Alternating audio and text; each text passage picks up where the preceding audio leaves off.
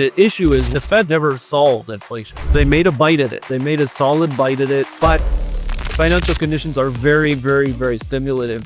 And I think this is an area that the Fed is simply, the fact is, there is the solution. The solution is higher interest rates, tighter policy, potentially a downturn, potentially a big market downturn. But we're only going to get more inflation, in my opinion. And so I think we're setting up for a pretty ugly situation. Dayan is a global macro investor with 20 years of experience, with a focus on thematic investing via the derivatives markets across all macro asset classes. He is the author of Macro Musings, where he produces macroeconomic research in the pursuit of asymmetric investment opportunities for clients. My macro outlook for 2026 is it's all groovy until it isn't. Is basically, we are very similar to the 1960s. And similar to that 1960s period, I think we'll face the consequences of that with a cyclical improvement that'll feel wonderful at first, and then it'll be more of an... Hey guys, welcome back to Less Noise, More Signal. It's actually the first episode that we're recording in the new year. It's great to be back, and it's great to have all of you back. And just a quick reminder, if you haven't subscribed to the show, it's a new chance, it's a new year, so we appreciate that. I want to go on today's show for sure, and this is with Dayan. Obviously, I've been following some of your takes for quite a while. Always interesting to see your perspective or read your perspective. But if you could quickly introduce yourself, that would be great. And then we get into the nitty-gritty afterwards. Sure. First of all, Happy New Year. And, thanks for having me on the show. Obviously, we just came off another big weekend of news, and, it's always an eventful market with what's going on and under the Trump administration. I'm born and raised in Canada.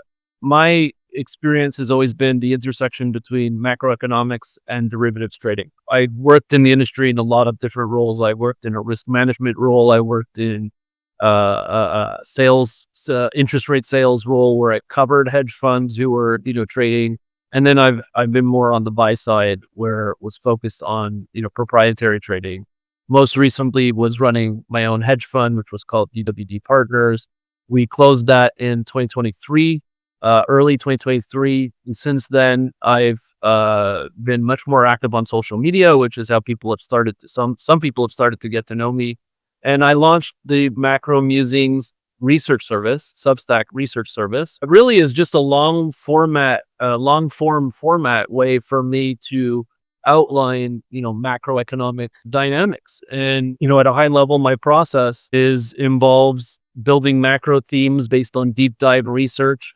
I call it quantum mental research, where it's very quantitative, but you also still need to incorporate macroeconomic intuition in the environment. And then I, combine that with the derivative markets to see, is there an edge in expressing this? Is there an asymmetric trading opportunity to express this? I trade a lot via options, and I trade across multiple markets. I just put out in the last 2 weeks, macro outlook, which is on the economic side of my outlook for the economic side for 2026.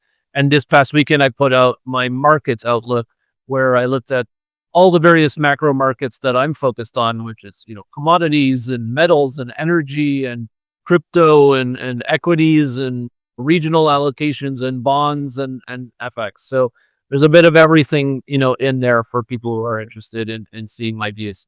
Great. Yeah. Thanks for laying this out.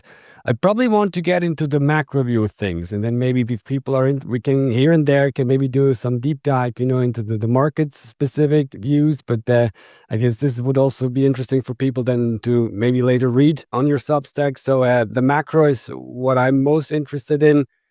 I guess where to start is the question. Obviously you said it yourself. We had this very heavy or impactful weekend, I guess, or just a couple of last days. I don't want this to get into a geopolitical podcast, so I would say, but it's still important to probably address this Venezuela situation.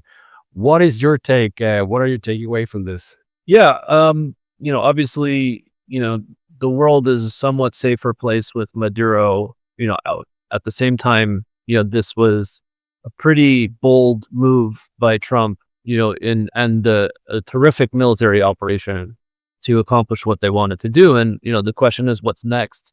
And it seems like, one, they want to control the spheres of influence of the US. And increasingly it feels to me, and I'm speculating, that this is really about China and Russia more than it is about, Venezuela per se. But you have a lot of these Latin American countries that are right in the US's backyard. And you have a growing presence in some of these countries by Russia, by China, and the US is simply saying that's not acceptable anymore. And, they're pretty bold about making these changes. So I think the world order, so to speak, is changing. And I think we don't have all the answers. I don't have all the answers. We need to be dynamic about it.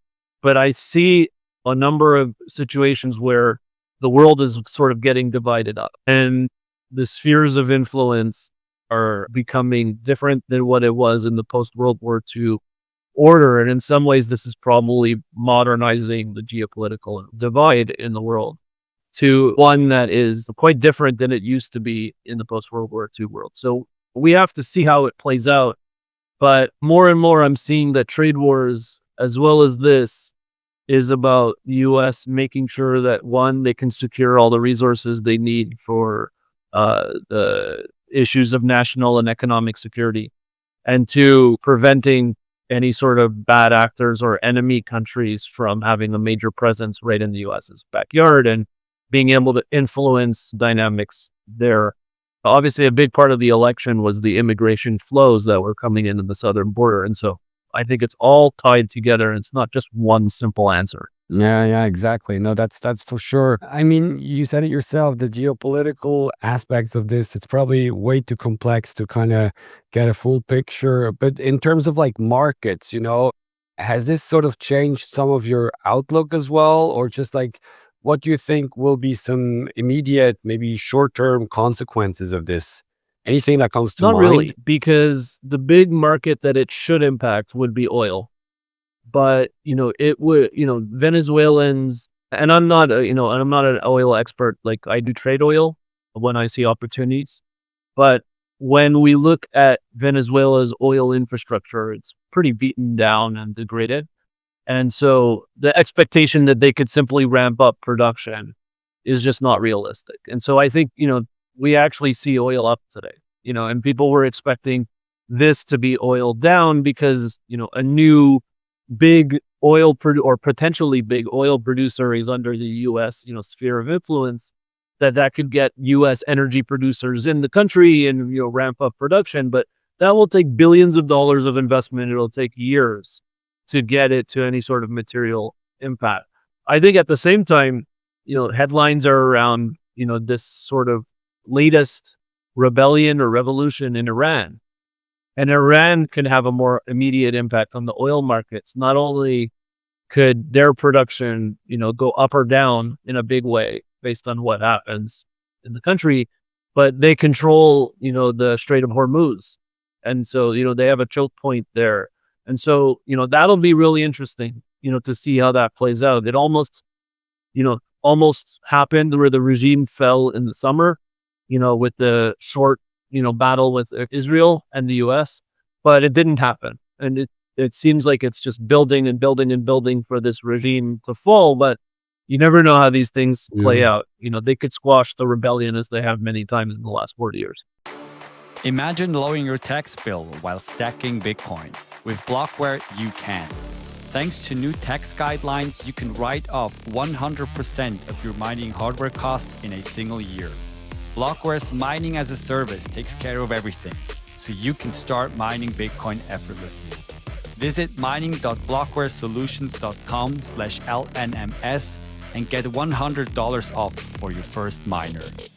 Yeah, that's interesting. That's something I'm wondering as well. Just not being an expert at all, but just like, could this now sort of also, have this domino effects of like China looking at Taiwan and then like, okay, now the U.S. is moving into Venezuela. We're gonna do our move. The U.S. has mentioned Greenland as a spot they want to maybe take a look at and stuff like this. And so I'm really wondering if you will see these like big power houses of Russia, China, the US taking more influence in these like smaller regions, and nobody's going to do anything about it because they're all doing it at the same time in their backyard. And now with Venezuela, it's actually in the backyard of the US. But just really wondering if we will see this, and that will have then, as you said it yourself, like a reshuffling of the whole geopolitical chessboard in that sense. So that's certainly something that's going to be interesting to see. Yeah, absolutely. And I mean, Russia and China are probably sitting there saying, international law was violated. Does that mean that we have a green light to take,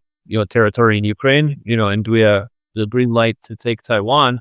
You can't really lecture us about, violating international law in that context. At the same time, I think this international law, there is no international Supreme Court. There's no international police force. International law is actually dictated by the champions, by the superpowers, and it always has been. And, so dictated and policed by them. You're not going to see Europe put their chest out and say, no US and no you China. You guys got to do what we all think is correct. What you see is sort of to the victors go the spoils. And it's always been that way. So it's difficult to analyze it. It's difficult to have high conviction on how it plays out because we have these norms that have been in place for 80 odd years, and it seems like they're no longer in place. Mm-hmm. Yeah, no, for sure. One last question, just out of curiosity, like, do you think it was done on purpose that like the Trump administration chose like the holidays days to do this type of intervention, like during over the New Year's Eve, almost like everybody is celebrating and off on holidays, and markets could not be impacted in a straightforward way, and obviously all speculation. But I just find it interesting that this now happened with everybody seemingly celebrating, and nobody really caring in that sense. 100%. This president and his economic team, in particular, Besant, Treasury Secretary Besant, are very focused on markets. And, throughout everything they've done in the first year, we're going on 12 months now in 2 weeks. In the first year, they've done trial balloons and then they backed off because markets reactions weren't as they expected and things of that nature. And so they've done, look, it wasn't a coincidence. Iran was on the weekend. Venezuela was on the weekend. A lot of these big, trade headlines with China done on the weekend. So, I think they do want to, they're just very focused on markets with everything they do. And you even see that with the potential Fed, the new Fed chairman rumors of who will be appointed by Trump to be the new Fed chairman. And, you see that, they throw names out. If the market doesn't react in a way that they like, then they throw another name out, so they're very in tune with markets. It's very clear. Why do you think is this the case? Like, is it really the case that because some make the argument, okay, the stock market, it's sort of like the pension fund of the US nowadays, with all the people being invested. And if the market were to correct too much, like tax receipts could be sort of affected. And then again, people are relying on the stock market for these wealth effects. Is there a point to this, or is there another angle to this? Why they're so focused on markets? No, you're spot on. It's the wealth. Wealth is, I think, something like 6.5% of GDP at this point. And we don't have the latest quarterly data for Q4, but markets were up in Q4 as well. So, when you look at that, where it's even higher now, the economy is very sensitive to this. At the same time, it is a prison because what's good for the markets is not always good for the economy. And one of the things that I've been saying is that, Trump is very focused on the markets and he sees the market's strength as a political advantage. Whereas I would argue it has become a political liability because the people who elected him were really the middle class. It was really the Rust Belt, the middle class. That was his movement. And they are complaining endlessly about inflation and affordability. And his approval rating has gone down on these areas. And he feels like his platform is successful.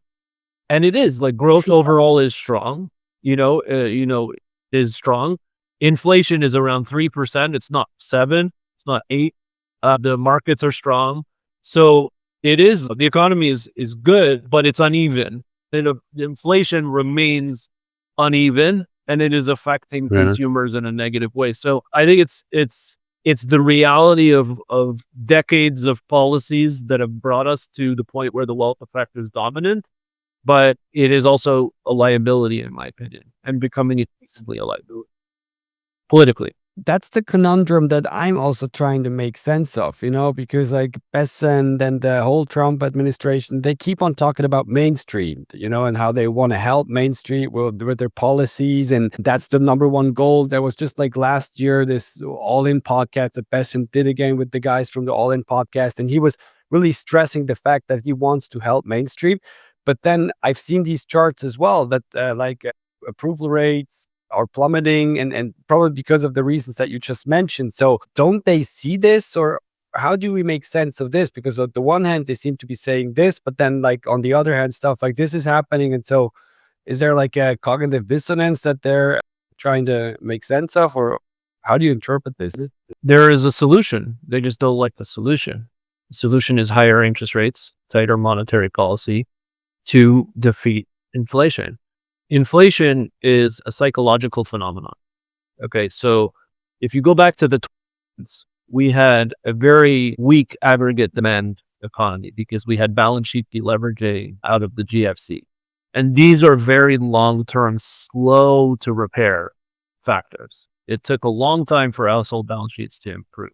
And you had baby boomers that were in their last 10 years to retirement where they weren't spending a lot, they were saving a lot as well, especially because, they had gone through the dot-com bubble, they had gone through GFC, but they wanted to make sure we have enough for retirement. Obviously, they've retired since, and the markets have rewarded them for, for being invested in the markets. At the time, you had very slow growth, and so companies in that period were not confident that they could pass any sort of price increases to customers. You come now, and no matter where you look in the economy, you see headlines that say, insurance, premiums raised by 25%, or this is raised by 10%.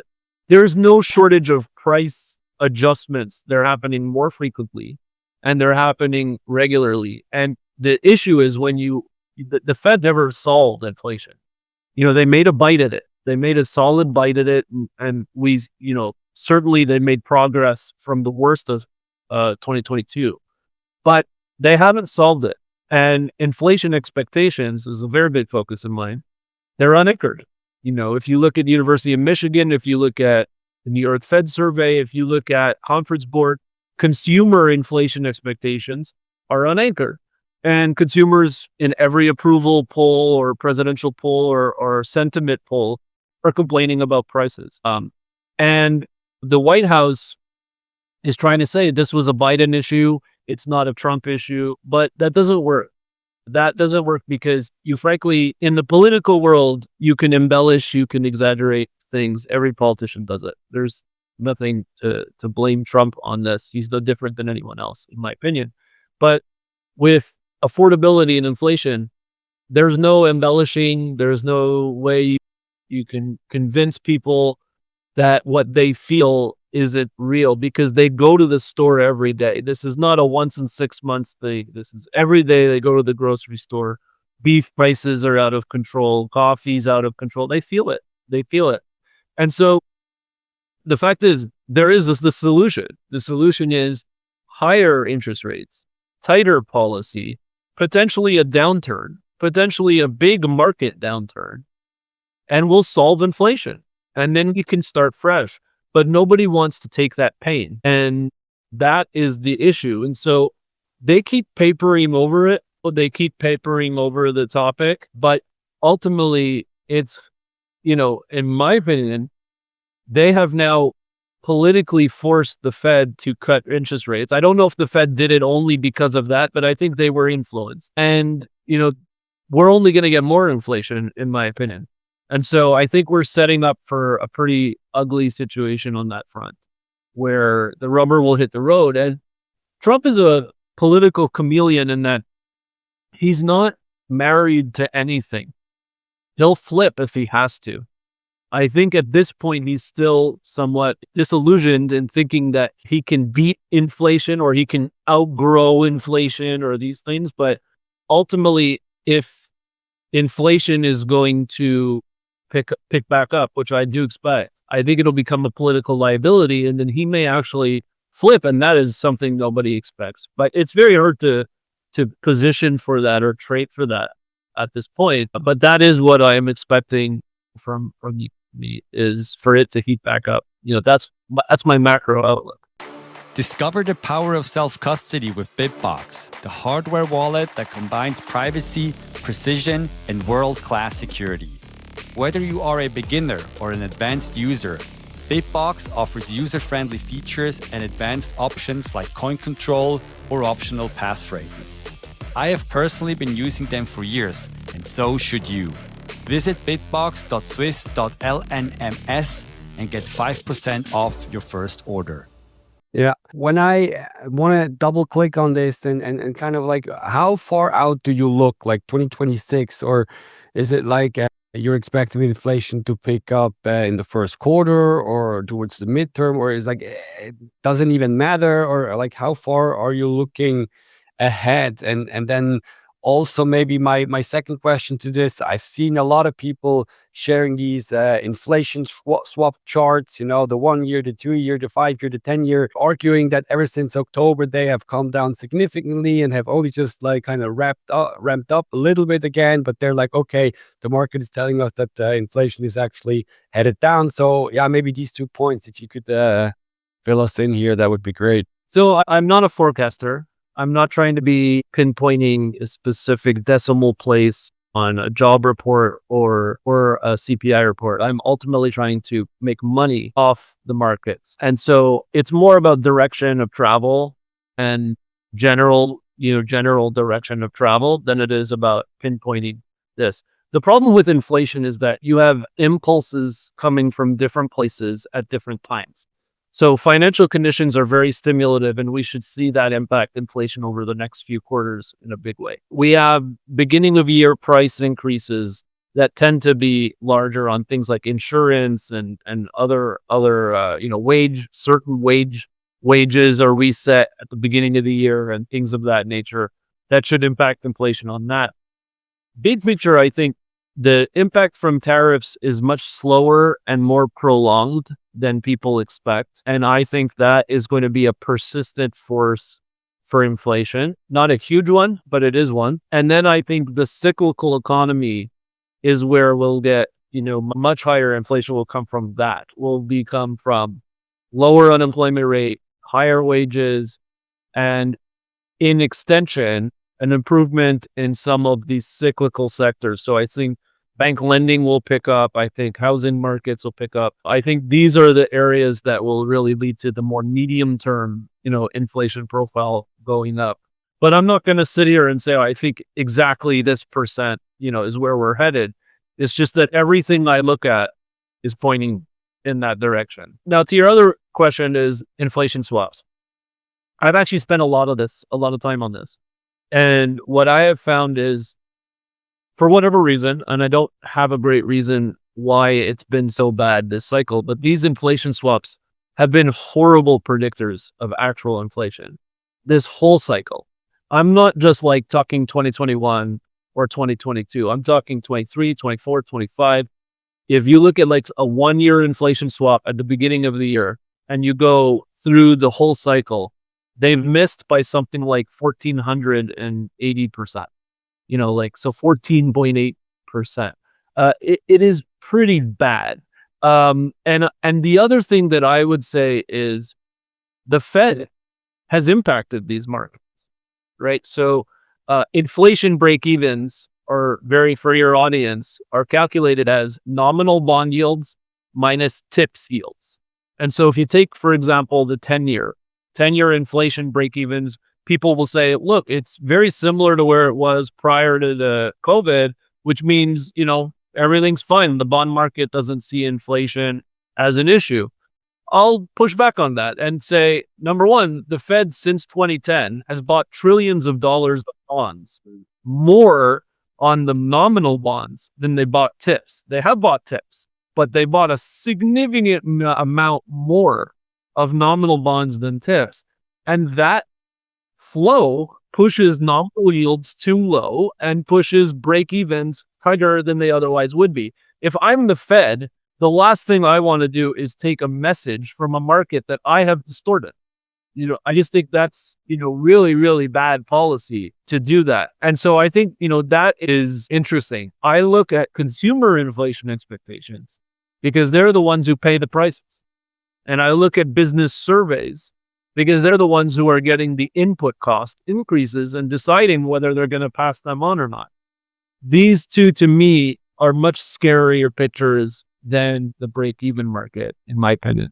Yeah, I was just going to ask, because I'm hearing this point for the first time, but it makes a lot of sense to me, and I definitely want to double check this as well. But if I were not to look at inflation swaps, but I still want to get a picture of where inflation is going, and you mentioned it yourself, like financial conditions, say you look at this, the other things that you just mentioned, can you maybe pinpoint this again? What are the things that you're looking at in order to get an accurate view of where inflation could be headed? And then also financial conditions, how do you assess if they are really stimulative or not? Are you looking at some type of a survey there as well, or how do you gauge I'll answer that? your questions specifically on financial conditions. I have my own proprietary framework that I've built. So in most financial conditions indices that you look at, whether it's the Goldman Index, the Bloomberg Index, there's an implicit assumption that growth and inflation go in the same direction. And so if financial conditions are easy, growth will improve, inflation will improve. If financial conditions are, both will go the other direction. And that is actually very realistic with how things have played out for the last few years. But when Trump came into office and he started putting on policies that could have stagflationary situations or could have other impulses, I wanted to update my approach. And the reason I wanted to do that is because, they could have policies, for example, like curbing immigration on the margin should reduce labor supply, which raises wage costs just relative to what it was before he made this policy. Or tariffs, which raise prices, but maybe actually have a little bit of a negative downside on growth. And so you can have growth and inflation go in different directions. So I built models that actually decompose the impulses to growth and inflation separately. And so, here's my impulses from these models. And you can see on the left side is GDP. We just had a very strong GDP quarter. Now, like I said earlier, I don't forecast, a number. So it's not like 4% was a number I was expecting. But I did expect very strong growth in Q3 and even in Q4 due to financial conditions. We had a very sharp equity rally coming out of, Liberation Day. We had the dollar very weak. We had, bond yields have moved lower, in 2025. And so putting all this together, I did see boosts to growth that were really on par with 2021, and from financial conditions. So to see a 3.5% or 4% GDP quarter did not surprise me the way it surprised others. And then I have the same for inflation. And so, the dotted line shows you Q1, and you can see that, we have pretty large impulses to inflation and growth as a result of financial conditions. And then it evolves going forward based on what happens today, right? What happens in markets, going forward will impact this profile. If the equity market went down 20%, in the next 2 weeks, it would change the forward-looking profiles, in both directions. So from a financial conditions standpoint, that's how I look at it. And these tend to be faster responses, meaning if bond yields come down really rapidly, but nothing had changed in the economy. Like obviously, if you have a huge surge in unemployment and layoffs in the economy and bond yields come down, they're just simply reflecting that new information. But there's times where bond yields come sharply down just because someone at the Fed opened their mouth and said something. And nothing actually changed in the economy except for they decided to be dovish. And then bond yields come down. Well, because the economy remains pretty strong overall, you'll then see housing activity pick up really rapidly. And so, you get these quick responses back into the economy. Same thing with equities. If equities go up, you know, 20% or 40% from the April low, and the households benefit from this with increased wealth, it's likely that their spending will be stronger than it would have been otherwise if that had not happened, right? And so these are reflexive and dynamic processes that change. I think this is a fluid process, but financial conditions are very, very, very stimulative. And I think this is an area that the Fed is they talked about it a lot in 22, and they've stopped talking about it because they don't know how to deal with it. And I think it's back to what we talked about earlier with the White House. No one wants to administer the pain necessary to deal with these problems. And, that's fine. But then the problems build and build and build until they get too big to ignore. And I think we will head that way towards the end of the year. Hey guys, I'm thrilled to share my new book, The Bitcoin Enlightenment, co-authored with Mexican billionaire Ricardo Salinas. Make sure you grab your copy now and learn about how one of the richest people in all of Latin America thinks about Bitcoin. You'll find the link in the show notes. One question on the strong GDP print that we got for Q3. I hear some people make the argument, that it's just some sort of revision from Liberation Day, where we had all this front loading of like imports, or front running. And now it's like this post-Liberation Day shock, and it's just normalizing it because these imports, they cratered after this, and now it's just showing up in the GDP calculation that we're seeing. And that's why it was such a strong print. And after all, if you factor this in, the economy might not be that strong as some people might think. Any thoughts on this, if that has played a role or if that's not relevant in your view? When you get a 4.3% GDP print, at the same time when indicators of the economy, such as corporate earnings and equity prices, are going up, and you're dismissing it or making them, you're suffering. And I don't mean you, but I mean, sort of generic you. That person is making an error, and most likely they have some sort of bias that made them already have this view, and so they want to disprove the GDP print. GDP print was blockbuster. There's no way around it. Now, decomposing the print, trade was a factor in the GDP. It contributed to the GDP because imports were, the net trade was lower, smaller trade deficit than people expected. Is that maybe permanent? Because we have trade barriers in the economy. We may see trade be smaller as a percentage of the economy and smaller trade deficits. That is something the White House is actually pursuing as a policy. So we'll have to see how that plays out from one quarter to the next. It's very volatile, and I don't know. But the guts of the economy is consumer spending, and consumer spending was very strong. So that's if you see consumer spending driving the economy, that is a strong print.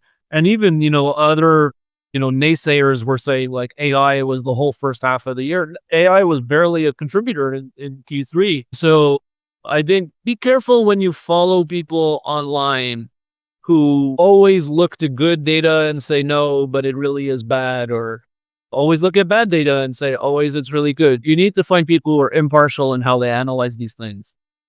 I don't think you can dismiss a 4.3% GDP print as bad or look at it in a negative spin. And look, the prior print was 3.8. So we have multiple quarters of this. And we had record earnings. Earnings beat expectations. I think going into Q3, we haven't had Q4 yet, but going into Q3 was something like 4% hurdle rate for earnings, year over year, and they came out at like 10. So, no matter how you look at it, it was a strong quarter. Now Q4 will be different. Q4 is going to face some impacts from the shutdown, and so. In my financial conditions models, Q4 was always going to be a very strong quarter, but we wasted some of that. We wasted some of that because of the shutdown. And that's actually unfortunate. That would have potentially strengthened the labor market in Q4, but we don't know how that's played out. Now, at the same time, to start the year, markets are so far off to a good start. And so we could be building new growth impulses. And, we'll have to see how it plays out. Where is the labor weakness coming from with growth still strong? Because that's maybe something people might be wondering, because that's also, some people talk about the labor market, which has been weakening, and in the face of like growth, which seems to be still strong. How do you square this circle, or is it even a circle? Let's go back to the presentation, because I did cover, a lot of things here. So when I look at the labor market in particular, because the Fed is very focused on the labor market, this is where I come to my macro parallel, which I call groovy. My macro outlook for 2026 is, it's all groovy until it isn't. Is basically, we are very similar to the 1960s. So I'm going to go through a few of this, and you'll see labor at the current moment as well as I go through this. But why am I focused on this? Prior to this, I really enjoyed the 90s parallel, right? We have new technology that's transformative. Investments in that technology are very, very robust. You have financial conditions and the wealth effect are big drivers of the economy. But when the Fed delivered, the Fed delivered 4 rate cuts last year, I thought this was a parallel because they were doing adjustment cuts at a period of strong growth overall. But they've delivered, 175 bips of cuts at this point. That is no longer adjustment cuts. That is no longer soft landing. That is pursuing a new cycle. Effectively, they're trying to engineer a new labor cycle and a new credit cycle, because ultimately Fed policy transmits through credit. And that is what leads me to this 1967 parallel. So let me go through it and explain why I'm very focused on, the 1967 period. If you look at this period, growth was actually very, very strong, this entire decade. But in 1967, you had a little bit of a stalling in job growth. What was, 200K a month job growth, would kind of hit. You had a couple months that were negative. You had a few other months that were sort of stalling. This concerned the Fed, and they turned around and, wanted to support the labor market. They were afraid that the labor market was, cracking and breaking. But in my opinion, they misjudged the labor market in that period. And I think they are also doing so, today. If you look at what drove some labor market, weakness, was actually youth unemployment. So here's the 16 to 24 unemployment rate.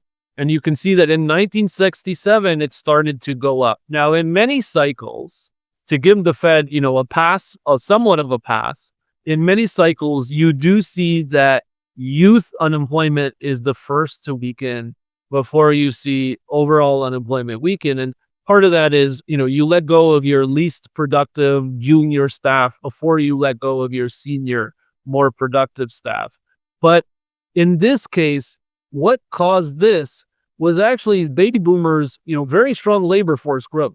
Baby boomers were just entering the workforce, and baby boomer was baby boomer generation. It's a huge generation and a supply of labor. But here the labor force was growing really, really rapidly. And if you didn't have any sort of layoffs that was driving unemployment rate, what you had was a new supply of these baby boomers, and it was just taking them time to get jobs. And sometimes low hiring can lead to a raise in the unemployment rate. The unemployment rate went from 3.5 to 4%. The Fed panicked and delivered 200 bits of rate cuts over 1967. And if you look at, what they did in conjunction, you had twin easing. You had easing from the Fed. You can see money supply as a result of the rate cuts accelerated sharply over the course of 1967. And you also had a very large fiscal deficit situation relative to the low unemployment rate. And, you can look, that was obviously a function of the Vietnam War, and compare that to today. So if you look at, today, the deficit is very large relative to that unemployment. The only periods where you have these sort of surges in the deficit, relative to unemployment, where you have shocks, maybe unemployment hasn't picked up yet, but we could tell that there's a recession, But you could see like 2008, it was obviously getting bad. You could see 2020, but it's very unusual to see that in a growing economy. And as they delivered those 200 bips of rate cuts, here's where their policy mistake became clear is wages actually took off pretty aggressively, and that led to inflation taking off. And they ultimately had to turn around in 1969 and hike rates pretty aggressively, which sent the economy into recession. So let's look at today. Overall, aggregate demand is very, very strong. I like to look at this chart here on the left, which is cyclical GDP. This is from the work of Eric Basmajian, who's a friend of mine. I've been on his show a couple times, and he's very focused on cyclical GDP. So, I copied his indicator here. I give him credit. This is not my original work, but I give him credit. And he looks at these three sectors as a sign of cyclical strength of the economy. And as you can see in lead up to recessions, well ahead of the gray bars, the recessions, this tends to weaken pretty rapidly. Cyclical side of the economy weakens before the acyclical side of the economy. And yet we're pretty fine. We haven't changed in 3 years. We're growing, around 4.5%, 5% on cyclical growth. Obviously we have a huge amount of tech CapEx, that is very, very large and is, only on par with, the dot-com situation. So business spending, obviously as a function of AI, very, very strong. Growth, well above potential. So I track potential using factors like labor force growth and productivity. And what you typically see in a cycle is, early on in the cycle, we're growing below potential, which is why the Fed, keeps policy very loose. And then we catch up and surpass the trajectory of potential. And then at some point in that process, the Fed needs to tighten policy. And then, at a certain point, you'll see growth revert to potential. And that's when they need to start easing. We're actually exceeding potential and widening that gap even further. And so the second chart on the right here is actually that difference, cumulative difference, is excess demand. Here's excess demand above the potential of the economy. And, that tells me policy is too loose, not too tight. And I think this sort of gap here is inflation. When you have growth above potential, that's when you get inflationary pressures. If we're growing below potential, companies are not passing on cost increases to consumers. Now, onto the labor market, which was your original question. I think it's, frankly, a very complicated labor market to analyze. I don't think it's as straightforward as a lot of people online make it seem. Some people say it's very weak. Others will say it's not weak. I'm going to be kind of in the middle ground of it and say, I think there's a lot going on. So first things first is, even though the unemployment rate has gone up, it has not been due to the typical surge in layoffs. So this is permanent layoffs as a percentage of unemployed. And you can see that, sorry, it's a little bit hard to see the chart, but we're basically at the same level we were in 2022. Okay, so this has not changed, no matter, when they hiked rates, it hasn't changed since they've cut rates. There has not been an increase in permanent layoffs. And you can see, in 2001, and you can see in 2009, and you can see in 2020, how permanent layoffs surge in relation to the unemployed. In the last 3 months, actually 2 months, we actually, we had a very complicated dynamic where we had no labor supply first 8 months of the year. And then in the last 2 payroll reports, we had a increase in the labor force. And so this supply of workers is why the unemployment rate went from 4.3 to 4.55 in the last couple reports. But it's due to new entrants into the labor market, new and re-entrants into the labor market. And how do we look at that? Here's the prime age unemployment rate. It has not moved in 3 years. It remains very, very low. 3.5%, give or take. This is not changed. What has changed, and here's the 3-month change in the unemployment rate, 0.3%. The vast majority of it has been re-entrants. So people re-entering the workforce. And that's this number right here. And so some of it is, I think, just a timing issue that, you had a surge in supply in the last couple months. People that were out of the labor market are coming back into the labor market. That's what re-entrance is. And they're not going to get a job in the first day that they enter the labor force. The first day that they say they're open to work, they don't get a job. It takes time. And I don't think that that's necessarily a signal of deterioration in the labor market. As even though we've had that increase in supply in the last 2 months, due to structural factors like demographics, where we have an old population, aging population, where we have baby boomers have largely retired. They were the biggest, group in the labor force. We also had a surge in immigration and now a reversal of that immigration in the last couple of years that made things very complicated. But, you have a very low estimated break even as a percentage of the labor force, historically low, and this is not all Trump. Okay. This has been in place for decades happening, since the 90s. But you can see the swing up was Biden and the swing down is Trump due to the immigration policies. And, that we can attribute to the president. And then you have this other factor as well, where we do have a higher youth unemployment in this case. But, compared to, the 90s, where we had, 20 to 21% of the labor force had a bachelor's degree, now we have 40%. I think some of it is, frankly, we may not need all of this. We may have too educated a workforce. We may need, the economy just may have a limit to how many of these college graduates are needed. We may need more tradespeople. We may need electricians, plumbers, people in transport for, all the goods that get shipped around the economy, things like that, truck drivers. We may not need all these people. That it doesn't mean that they won't get jobs. It just means it takes a little longer for them to get jobs.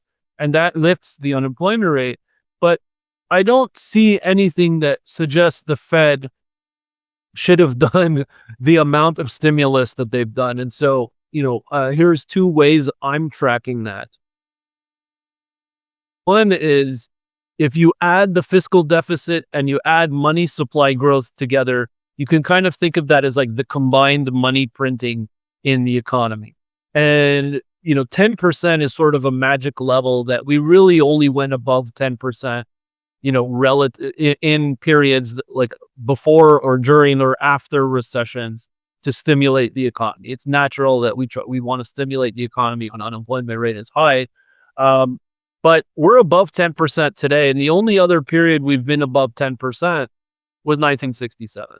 And that's, what really led me to look at 1967 as an important period. If you look at, since they started cutting rates last year in September, the unemployment rate has gone up 0.25%, and they've delivered 175 bits of cuts. And so, as a metric to compare how much easing has been delivered relative to the cuts, again, there's very few periods that can compare to this. You have 1980, you have 1967 as well, where they delivered, in response to very no rise in the unemployment rate.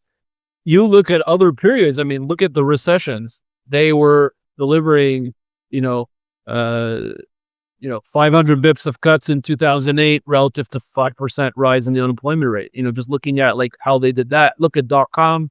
In response to 2% rise in the unemployment rate, they delivered 550 bips of cuts. Obviously, in COVID, they would have liked to deliver more, but they didn't have, room to do that. So it's really unprecedented amount of stimulus for what looks like a very mild cooling in the labor market. I think they've overdone it. And similar to that 1960s period, I think we'll face the consequences of that with a cyclical improvement that'll feel wonderful at first. And then it'll be more of an overheat inflation revival situation, whether late this year or early next year, we'll see that. So does that answer your question on the labor market? Happy to dig in deeper. Of course. No, sure. That's great. Yeah, thanks a lot for putting together these slides and for this great context. I mean, I want to summarize this, in my own words and tell me if I'm correct on this. But like, you're essentially telling me, okay, growth is still quite strong and it's doing well. And at the same time, we see inflation, is going to pick up again, but then we will have probably a Fed which will be accommodative, which won't really tighten, at least not until the point where they really have to. Which then to me sounds like a situation where you have strong growth, you have high inflation, the nominal rates might stay put or even go down, which and also means real interest rates go down, which is very accommodative and would be good for hard assets and stuff like this. Do you agree, or is that what you're seeing? Then maybe the follow-up question would be when or what will break the box, so to say, and when will the Fed will be forced to hit the brakes, so to say? And will they under the political pressure there? I mean, you're definitely seeing nominal assets like metals and equities doing well because they benefit from this regime. So obviously, if inflation is elevated, that nominal growth is elevated. If the Fed is not doing anything about that, then that's Goldilocks. That's what we call Goldilocks for markets. But what you're seeing in the metals is really protection against this because metal markets are really saying that this is overdone. I mean, I don't think you see gold and silver doing what they're doing without people saying that this is overdone and that they need protection, against this, for a purchasing power situation. So what turns this is likely if we get unemployment rate down, so it's at 4.55. If that goes to 4.2, 4.1, and inflation ticks up to 3.5 or 4, the Fed is going to have to start tightening policy. I don't know how that'll play out with Trump having someone in his seat there, but I do think if that plays out, the inflation is the issue consumers are worried about, and they'll complain even further. And as he looks at possibly losing the midterms and some political consequences if he loses the midterms could be, I don't know, I'm just guessing, but it could be another impeachment process because the Democrats obviously are not fans of Mr. Trump. And so you could see something like that. Trump, for his own political well-being, may decide we need to pivot. And he may do it because he may be hearing more and more from constituents that they're unhappy. Consumer sentiment is at 55-year lows. And I think it's reflecting that. So this is what makes our job hard is we don't know what turns the tide here. But I do think we are seeing some early cycle dynamics that suggest that we will see something like that. So when I say early cycle dynamics, I want to be clear. Typically in an early cycle, the entire economy has gone through a downturn and, the Fed has delivered a lot of easing and the economy obviously starts reaccelerating rapidly. I don't necessarily think that we have the entire economy going to reaccelerate here. But what I do think is that we have some early cycle dynamics in sectors that tend to be cyclical sectors. And so what do I mean by that? I think small businesses are basically, if you look here on the chart on the right, this is the small business hiring plans. It had one of the largest surges to one of the highest levels, going back all the way to the 70s in the most recent period. And I think that's in response to the rate cuts that have been delivered. And, that is where small businesses typically fund themselves is using floating rate loans, bank loans, and things of that nature rather than, Apple or Microsoft, which can access in the credit markets. See, lending standards have eased pretty significantly, and that tends to lead consumer credit. And so if consumers start borrowing, then we'll see money growth expand and we'll see things of that nature. So we have a lot of these early cycle dynamics. As I mentioned earlier, financial conditions are very, very stimulative as well. And then now in the beginning of the year, we have the fiscal policy that becomes more stimulative as well, which is the One Big Beautiful Bill Act. It has the impacts are bigger in the first 3 quarters than they obviously were in 2025. And so, you have some of these dynamics early cycle. And so when I look at the equity markets in particular, I'm focused on these cyclicals. This is a measure of cyclical sectors versus defensive sectors. I think we based here in Liberation Day, almost consistent with what a recession looks like or a downturn looks like. We based here and have headed higher. And, here, we can see that there's a lot of potential upside if the cyclical sectors are going to outperform. Home builders, here's again another early cycle dynamic where first of all, this is my model. They're about 18% cheap in my model. So I like it. We're seeing nobody thinks housing can improve, right? I mean, the consensus is that housing is dead and, it's heading into recession and so on and so forth. Meanwhile, the 6-month run rate of pending home sales is the highest since 2021. Very, very strong. Mortgage applications up 50% year over year. You can see, again, very, very strong. We have, quite a bit of early cycle dynamics at play that suggests that, we will see that acceleration. Interesting. That then, to me, like concretely speaking, if I want to like sort of trade this, this sort of means I would be highly selective into some of the areas and just factors that you mentioned, like cyclicals and stuff like this. You had this chart on copper as well, selective commodities, I guess. But then you would hold this until further notice, in the sense of like you see the signs of inflation actually really coming back and materializing, and the Fed starting to talk about, oh, they need to tighten again and then actually tighten, because until they don't tighten, I feel like in your scenario, things will be fine in that sense. So you got to know yourself when to hit the brakes. Is that sort of correct? Or Well, first of all, I'm not a financial advisor. I don't tell people how they should trade, how they should size their positions, their holding period, how they should manage the volatility of the markets, because markets, do have swings in all directions. I'll just speak for myself as, an experienced portfolio manager. I trade in and out of these things. So, I'm when I put trades on, I'm a trader. I'm not a long-term investor. That's different than a lot of people. I should not be discouraging people to be long-term investors. I think for a lot of people, they don't have an edge in trading. It's better to be a long-term investor than it is to be a trader.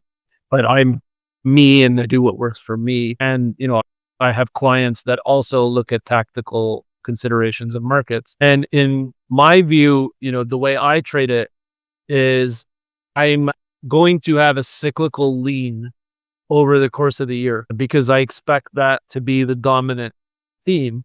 But every trade I put on, I have a profit-taking exit target and I have a stop loss. And, if I'm up a lot, I can implement a trailing stop loss to ensure that I don't lose my gains. And so if I say home builders are cheap, I might buy and sell it 10 times over the course of the year. But if it is my lean that I want to own financials, home builders, industrials, I'm not negative on tech. In fact, I built a very cool tool that clients can take a look at, but tech was the only show in town. And I just don't think it's the only show in town. And I think it's actually a good point to talk about. I'll go back to the presentation. With AI, I think we're moving to a new phase. And so, the prior phase was building the data centers and the CapEx, and that was the only thing that mattered. And more CapEx, more building, that's great. Obviously great for NVIDIA, who sells the chips for the data centers. But, we were seeing Mag 7 get bid when they weren't making money off AI yet, just because they were building AI and anticipating in the future that they will.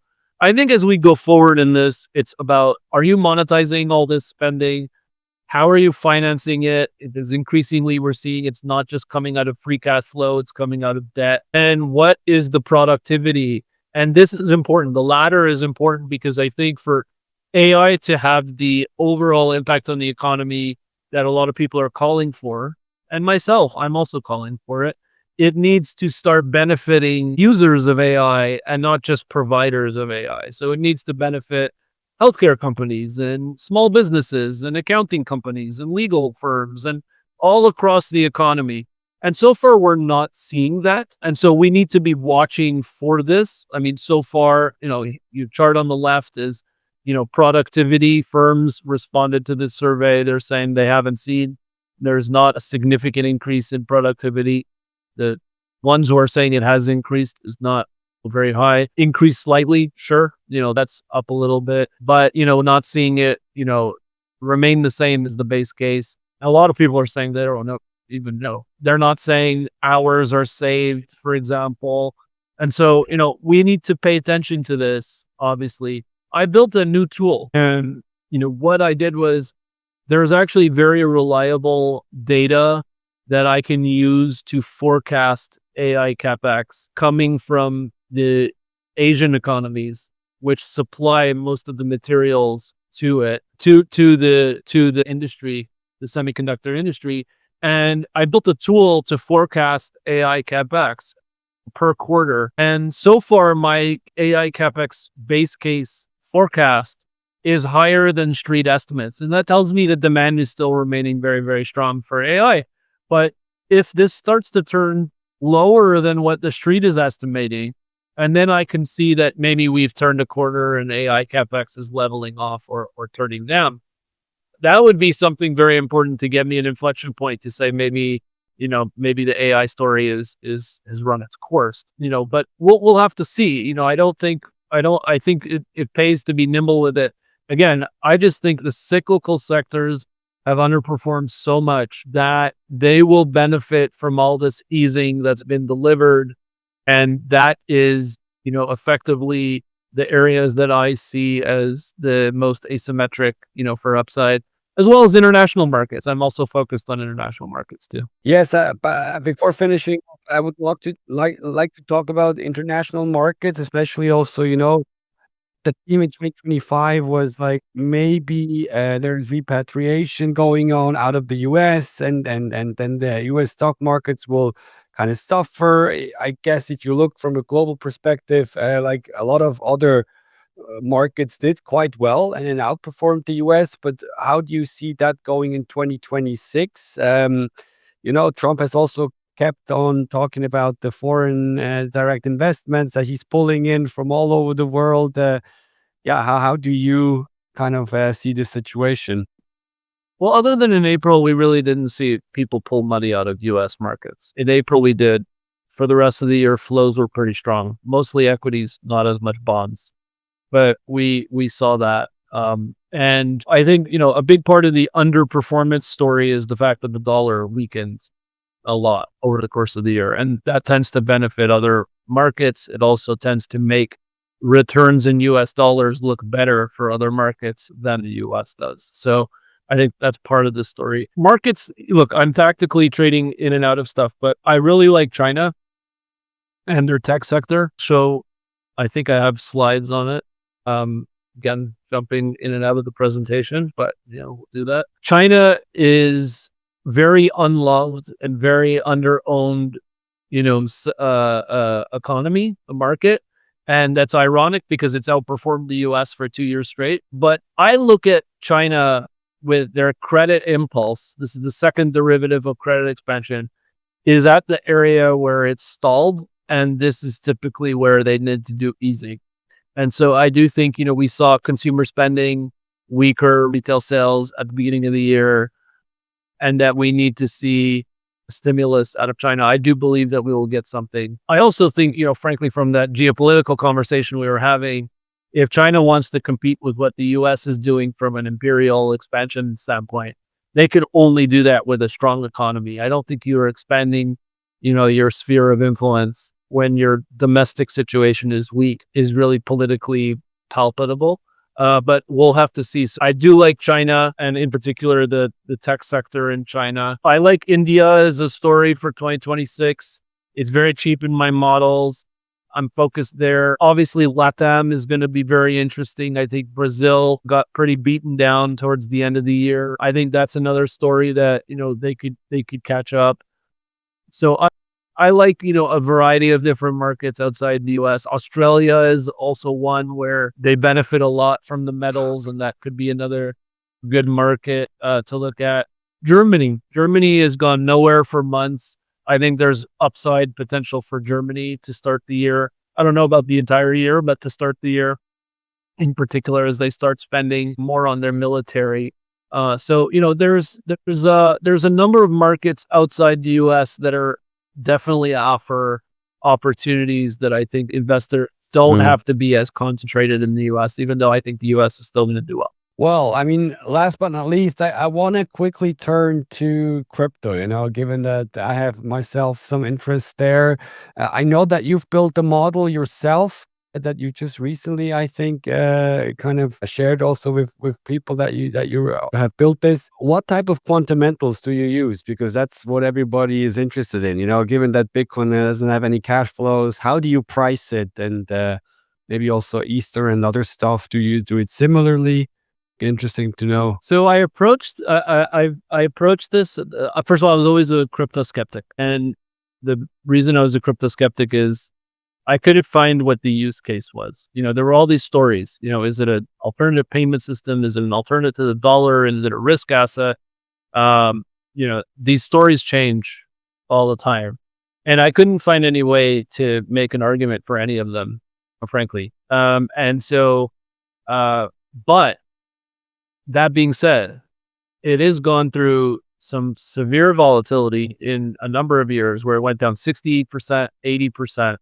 And typically when you see something that was very popular go through a debacle, sort of correction of that magnitude, you then see it lose favor.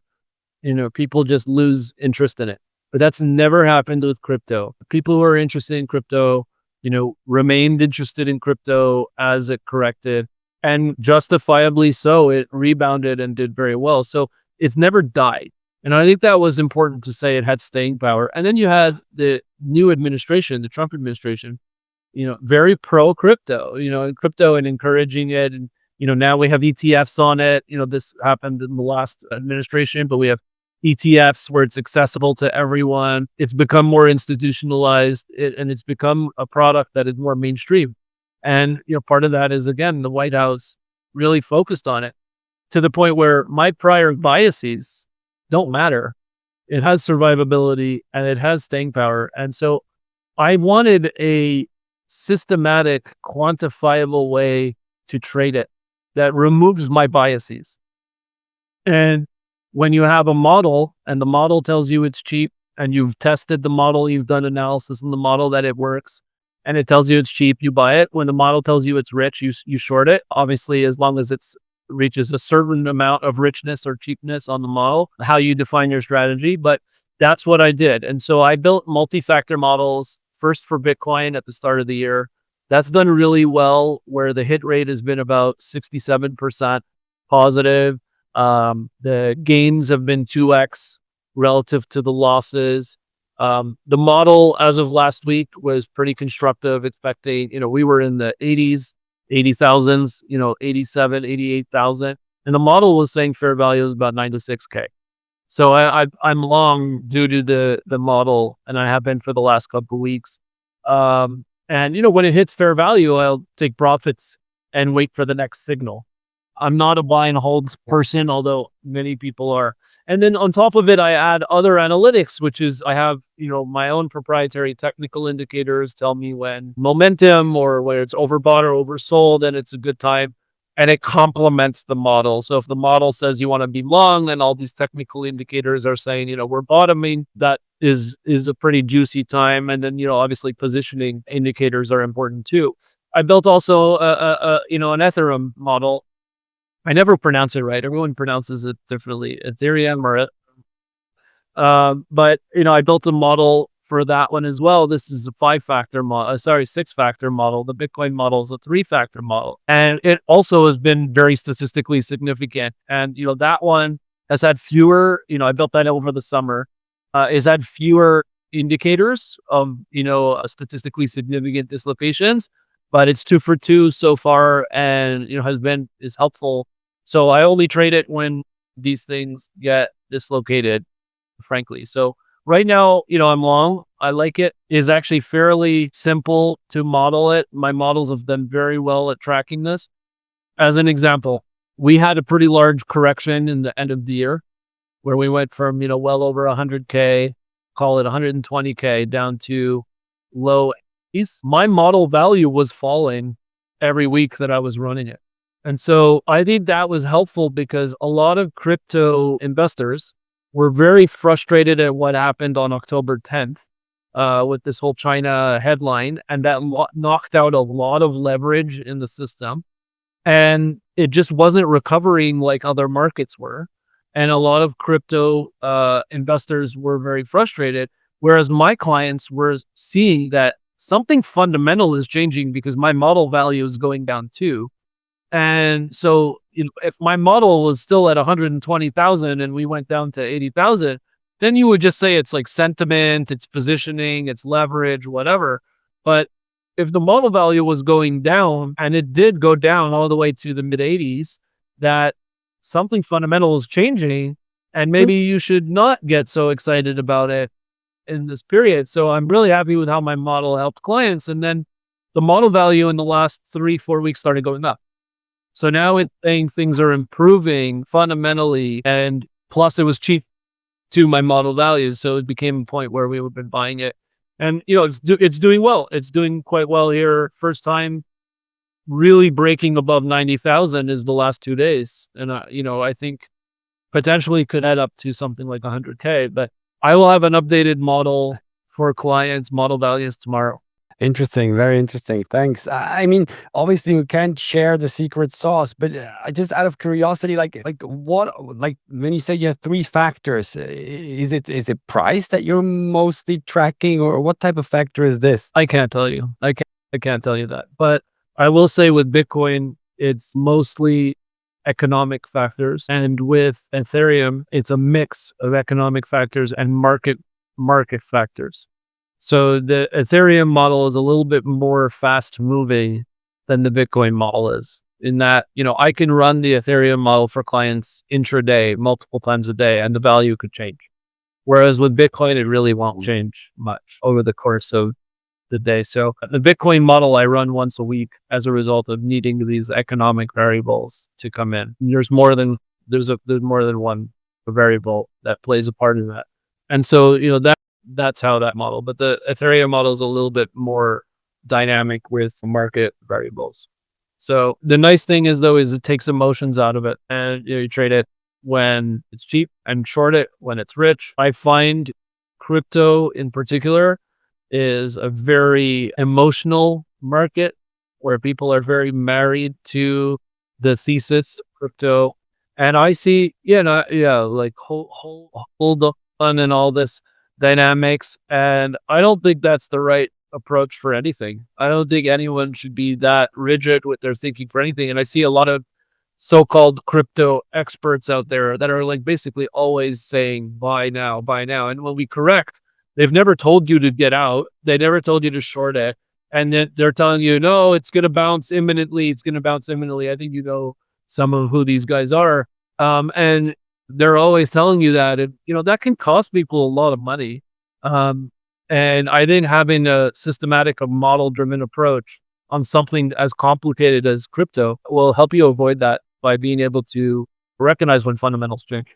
No, that's great. Yeah, that's definitely a great point. In the end, I mean, I'm coming from the ideological side myself, having studied this, even having written the book about it. But more and more, I find myself like with this trader hat on as well. And there, you're exactly right. You have to kind of differentiate, and if you strip it apart, and you kind of see, okay, all of these narratives that have been shared, a lot of them you can just don't really find, or you just don't really find them in the data. And then you got to look for what's actually driving these type of things. And yeah, if you're in for the money, I mean, in the end, probably everyone is, and they're just sort of putting the narratives as a sort of something that they want to follow indefinitely, as you just said. But yeah, very interesting. So Danny, thanks a lot for sharing all these insights with us.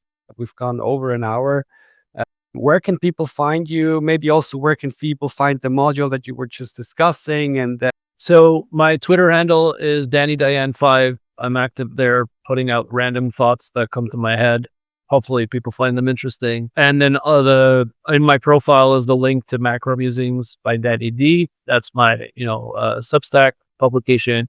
As I mentioned, I cover all different markets. Wherever I see asymmetric opportunities in markets, I'm focused on it.